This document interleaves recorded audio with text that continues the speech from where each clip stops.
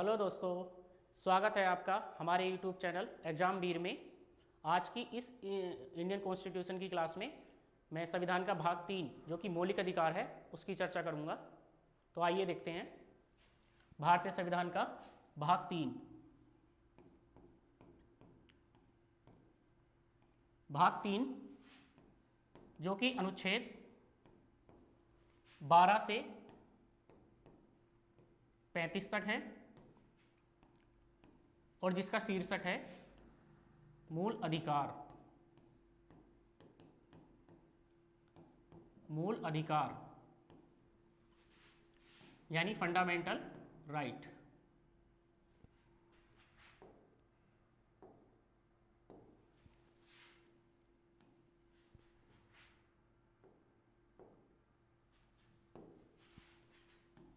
Fundamental right.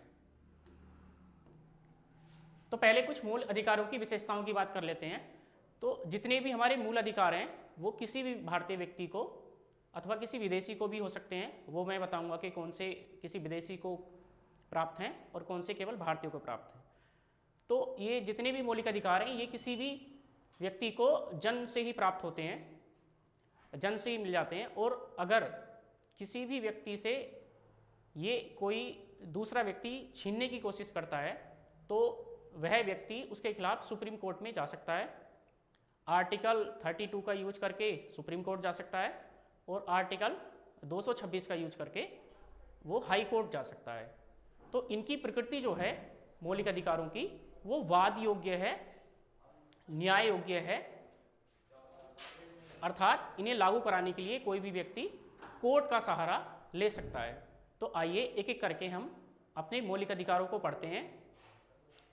उससे पहले कुछ और बातें जान लेते हैं। जब हमारा मूल संविधान बना था अर्थात 26 जनवरी 1950 को, तो उस दिन मौलिक अधिकारों की संख्या 7 थी। लेकिन वर्तमान में मौलिक अधिकार 7 नहीं है। वर्तमान में जो मौलिक अधिकारों की संख्या है वो 6 है। एक मौलिक अधिकार जो कि संपत्ति का अधिकार था उसे हटा दिया गया है, जो कि 44वें संविधान संशोधन 1978 के द्वारा हटाकर उसको अनुच्छेद 300 क में रख दिया गया है। पहले यह अधिकार एक मौलिक अधिकार था, लेकिन वर्तमान में जो संपत्ति का अधिकार है एक कानूनी अधिकार है। यह पहले अनुच्छेद 19 क एवं 31 में स्थित था, अब इसे वहां से हटाकर 300 क में रख दिया गया है। तो आइए हम अपने 6 मौलिक अधिकारों को क्रमशः देखते हैं जो इस प्रकार है। पहला मौलिक अधिकार है समानता का अधिकार।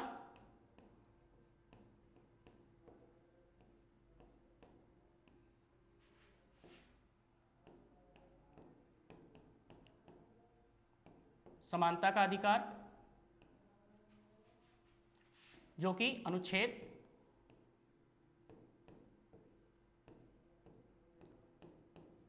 14 से 18 तक है।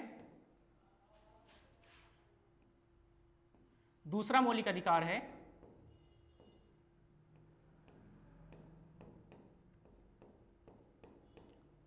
स्वतंत्रता का अधिकार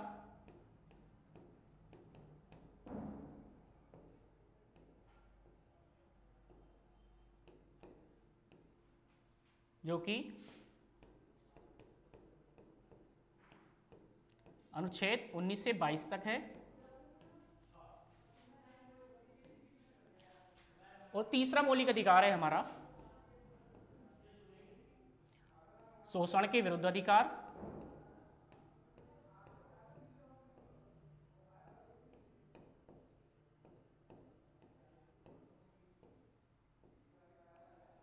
शोषण के विरुद्ध अधिकार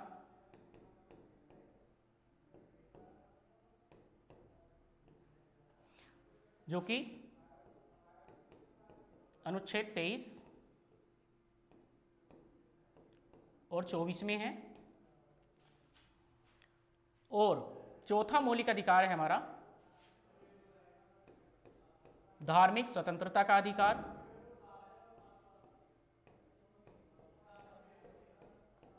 धार्मिक स्वतंत्रता का अधिकार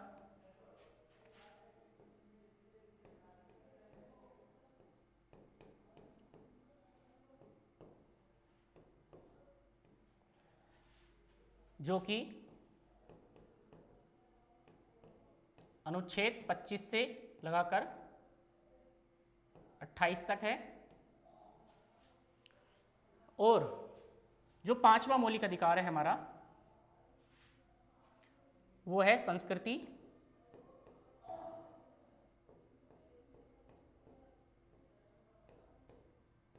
एवं शिक्षा संबंधी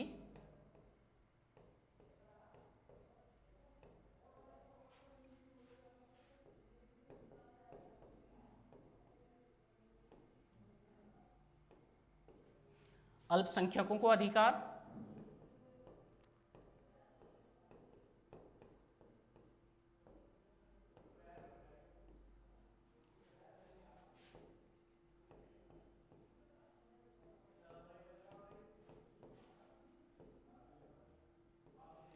जो कि अनुच्छेद 29 से लगा के 30 तक है। और इन सभी मौलिक अधिकारों का जो गारंटर है वो है अनुच्छेद 32 अर्थात संवैधानिक उपचारों का अधिकार।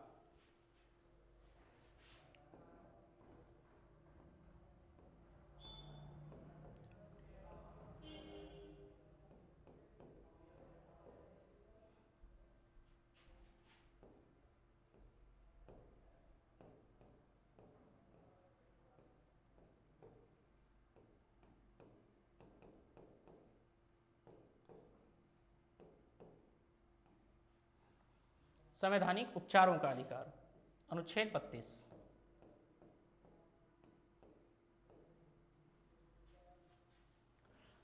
तो इस तरह से हमने देखे हमारे मौलिक अधिकारों की वर्तमान में जो संख्या है वो 6 है।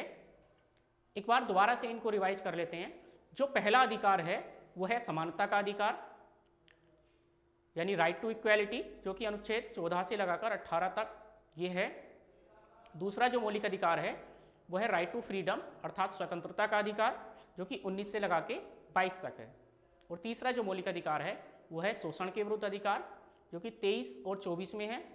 और जो चौथा मौलिक अधिकार है वो है धार्मिक स्वतंत्रता का अधिकार, जो कि आर्टिकल 25 से लगाकर और 28 तक है। और जो पांचवा मौलिक अधिकार है हमारा वो है संस्कृति एवं शिक्षा संबंधी अल्पसंख्यकों को अधिकार, जो कि 29 और 30 में है।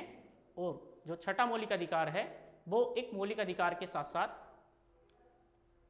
मौलिक अधिकार भी है और एक प्रकार से वो गारंटर भी है। तो मौलिक अधिकार के साथ साथ वो एक गारंटर भी है, जो कि इन सभी मौलिक अधिकारों की यानी 1, 2, 3, 4, 5 जो भी मौलिक अधिकार हैं इनकी गारंटी इसमें दी गई है। अर्थात यदि कोई भी व्यक्ति या किसी भी व्यक्ति के इन मौलिक अधिकारों से वंचित किया जाता है तब वह व्यक्ति आर्टिकल 32 का यूज करके सुप्रीम कोर्ट जा सकता है। तो अब एक एक करके इन्हें देखते हैं मौलिक अधिकारों को।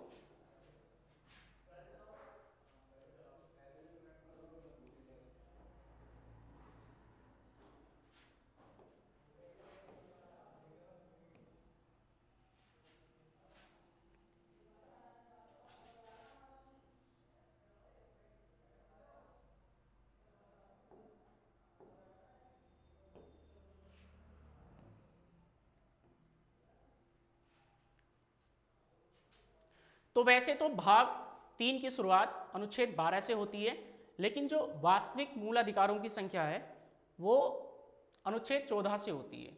तो पहले अनुच्छेद 12 में ही देख लिया जाए कि उसमें क्या है।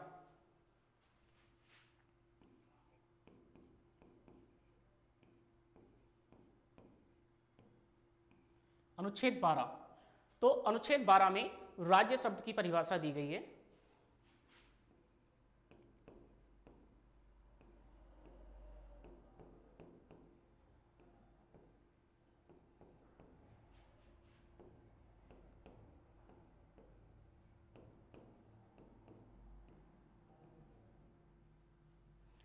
राज्य शब्द की परिभाषा के तहत भारत के सभी संवैधानिक निकाय इसमें शामिल होते हैं। किसी भी राज्य का विधानमंडल, विधानसभा, विधान परिषद, संसद, लोकसभा, राज्यसभा इसी के तहत आते हैं। अर्थात राज्य शब्द की परिभाषा के अंतर्गत ये नहीं समझा जाए कि वो किसी पार्टिकुलर स्टेट या किसी विशेषतः राज्य की बात करेगा। यहाँ राज्य शब्द का मतलब उन सभी संवैधानिक निकाय से हैं जिसके तहत कई सारे नागरिक जुड़े हुए होते हैं या उन पर उनके अधिकार बंधे होते हैं। तो राज्य शब्द का मतलब ये ना समझा जाए, कतई भी ये नहीं समझा जाए कि राज्य शब्द जो है केवल किसी पार्टिकुलर स्टेट के लिए होगा। हाँ, हालांकि राज्य शब्द न्यायपालिका पर लागू नहीं होता है। तो अर्थात हमने देखा कि जो राज्य शब्द है वो सभी संवैधानिक निकायों में या विधिक निकायों में शामिल होता है। तो राज्य शब्द के तहत राज्य का विधानमंडल भी आ सकता है। इसके अलावा अन्य राज्यों के विधानमंडल और जो हमारी संसद है उसके दोनों अंग इसमें शामिल होते हैं। तो मैं फिर बार बार ये कह रहा हूँ कि राज्य शब्द के तहत किसी भी पार्टिकुलर स्टेट को नहीं समझा जाए।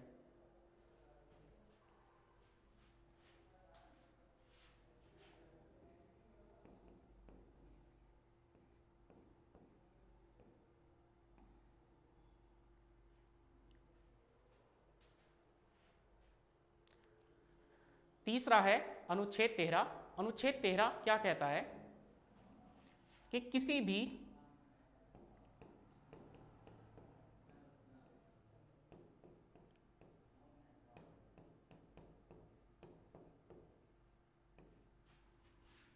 मौलिक अधिकारों से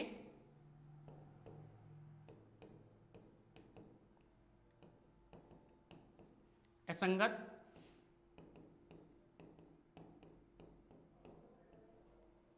किसी भी मौलिक अधिकारों से असंगत विधियों का प्रतिषेध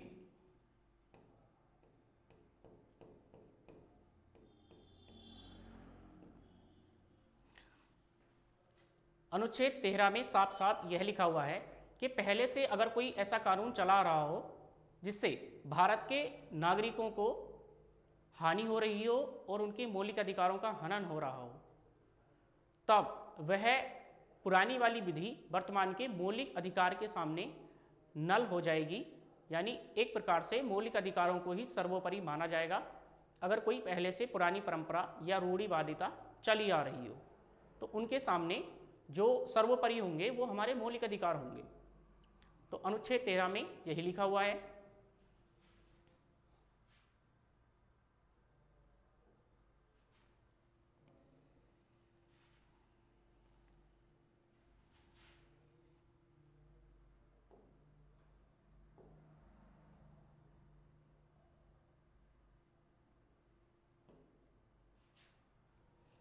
इसके बाद हम देखते हैं अनुच्छेद 14।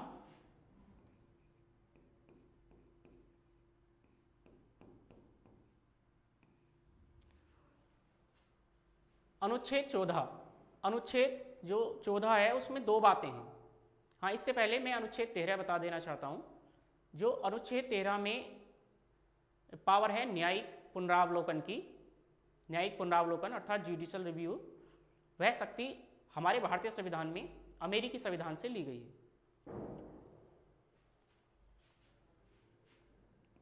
तो अब देखते हैं अनुच्छेद 14। अनुच्छेद 14 में दो बातें हैं, शॉर्ट में मैं इनको बता देता हूं। एक तो है EBL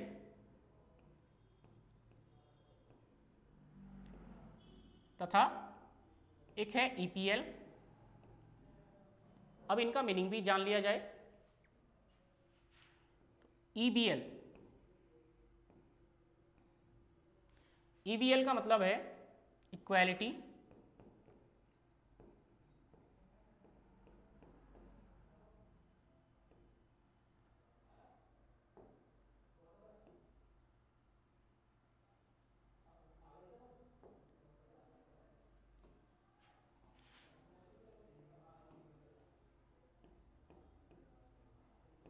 इक्वालिटी बिफोर लॉ,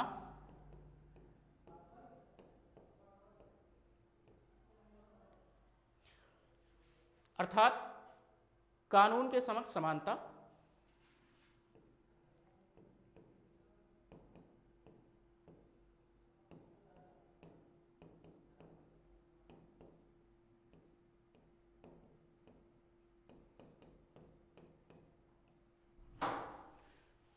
तो जो कानून के समक्ष समानता की अवधारणा है वो हमने ब्रिटेन के संविधान से ग्रहण की है।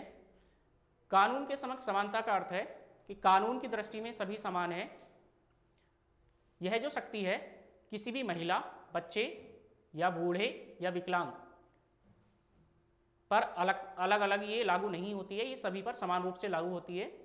और यह अवधारणा एक नकारात्मक अवधारणा है, अर्थात इसके तहत सभी को कानून की दृष्टि में समान माना गया है, चाहे वह किसी भी संवैधानिक या विधिक पद पर आसीन हो।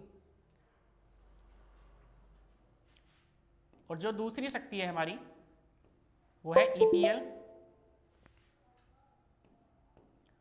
इक्वालिटी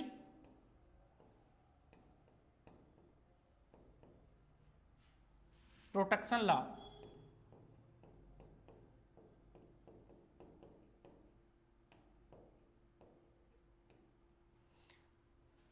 अर्थात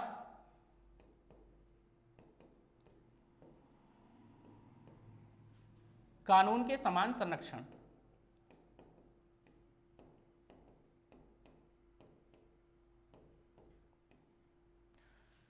तो जो कानून के समान संरक्षण की अवधारणा है ये हमने अमेरिकी संविधान से ली गई है। यह अवधारणा एक सकारात्मक अवधारणा है। कानून के समक्ष समानता का अर्थ है कि कानून की दृष्टि में सब समान नहीं है। अगर बात हो महिलाओं की, बच्चों की, बुजुर्गों की, तब उनके साथ भेदभाव किया जा सकता है। अर्थात यह अवधारणा किसी भी संवैधानिक पद की गरिमा को समझती है, इसलिए कानून की दृष्टि में सब समान नहीं है, भेदभाव किया जा सकता है। यह अवधारणा हमने अमेरिकी संविधान से ली। इसके बाद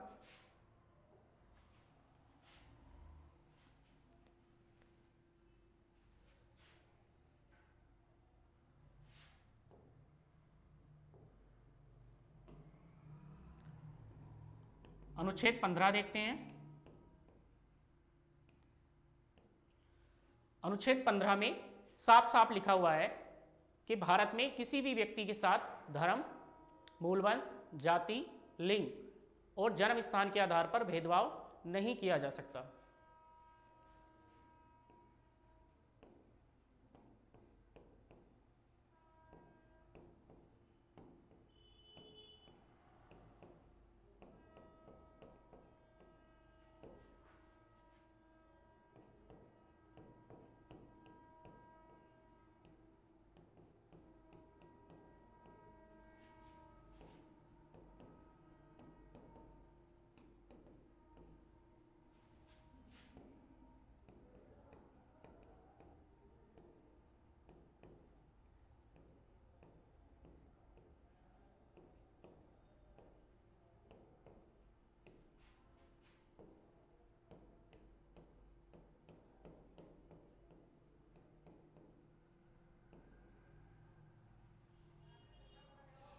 भारत में रहने वाले किसी भी व्यक्ति के साथ धर्म, चाहे वह किसी भी धर्म का हो, मुस्लिम, ईसाई, सिख,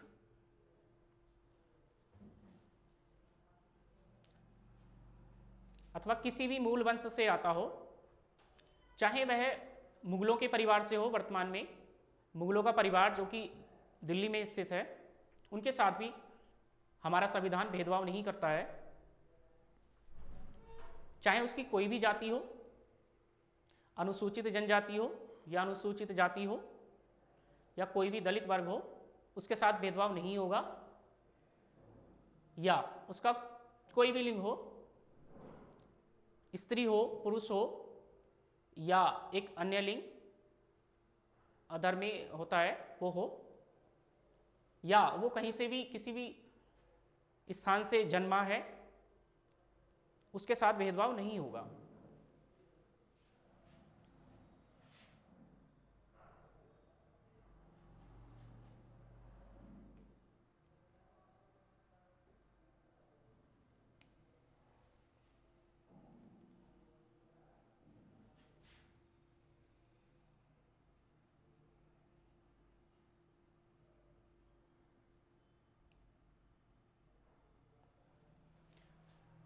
तो दोस्तों आज के लिए इतना ही काफ़ी है।